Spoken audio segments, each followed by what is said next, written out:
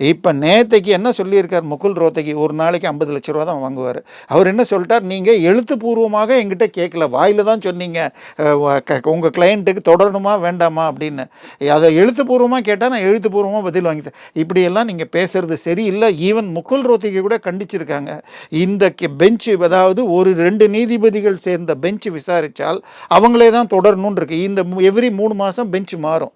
So இப்ப bench மாறினால் கூட அவங்களே வேற பெஞ்சில் இருக்கிறவங்க டைம் போட்டுக்கிட்டு மற்ற கேஸ் எல்லாம் ஒதுக்கிட்டு நாங்கள் இதுக்கு வர்றோம், இப்படி வேணும்னே 10 நாள் 20 நாள் டைம் கேட்குறீங்க. அவர் 15 நாள் கேட்டார், இப்போ 10 நாள் கொடுத்துருக்காங்க. அதனால முகுல் ரோத்தகியின் சிறுபிள்ளைத்தனமாக இருக்கிறது. இதை தயவு செய்து அடுத்த 10 இந்த இன்னிலிருந்து 10 நாளைக்குள்ள அவர் பதில் கொடுக்கணும், நாங்கள் முடிவு எடுக்கணும்ட்டாங்க.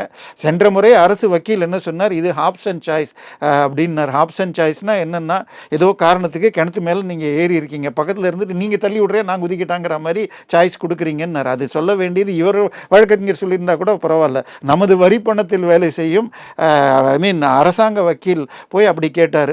ஸோ இது எல்லாமே செந்தில் பாலாஜி அந்த வழக்கில் அடுத்த வாரம் ரிசைன் பண்ணவில்லை என்றால் கண்டிப்பாக அவர் மீண்டும் ஜெயிலுக்கு செல்ல வேண்டி இருக்கலாம்.